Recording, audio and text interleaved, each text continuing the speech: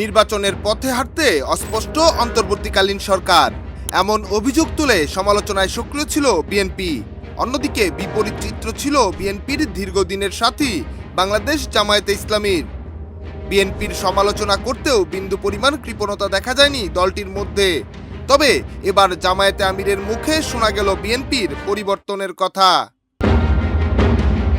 নির্বাচনের ইস্যুতে জামায়াত ও বিএনপির দূরত্ব দেখা দিলেও নীতি নির্ধারণী পর্যায়ের বৈঠকের পর বিএনপির অবস্থানে কিছুটা পরিবর্তন দেখা গেছে, যার প্রমাণ পাওয়া যায় তারেক রহমানের বক্তব্যের মধ্য দিয়ে। অন্তর্বর্তীকালীন সরকারকে ব্যর্থ প্রমাণ করতে দেয়া যাবে না ভাবনায় অবস্থান করছে বিএনপি। বর্তমান অন্তর্বর্তীকালীন সরকার হাজারো শহীদের রক্তের বিনিময় লক্ষ কোটি জনতার গণ অভ্যুত্থানের ফসল। এটি আমাদের প্রত্যেককে মনে রাখতে হবে। এই সরকারের ব্যর্থতা আমাদের সকলের ব্যর্থতা। এই অন্তর্বর্তীকালীন সরকারকে কোনোভাবেই ব্যর্থ হতে দেওয়া যাবে না। আর বিএনপির এমন অবস্থানের কথা জানিয়েছেন ডাক্তার শফিকুর রহমান।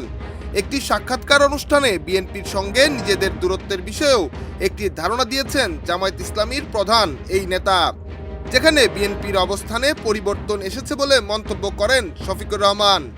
আমরা কিন্তু দূরত্বে নাই, আমাদের মূল জায়গাগুলোতে আমাদের কোনো দ্বিমত নাই, কিন্তু যেহেতু দল দুইটা পৃথক এবং আমাদের এখন কোনো জোট বিদ্যমান নাই, সেই কারণে যার যার অবস্থান থেকে যে যেটা সঠিক মনে করতেছেন বক্তব্যটা সেভাবেই রাখবেন, এটাই নেচার। নিয়া সরকার অঙ্কুর, দেশ রূপান্তর।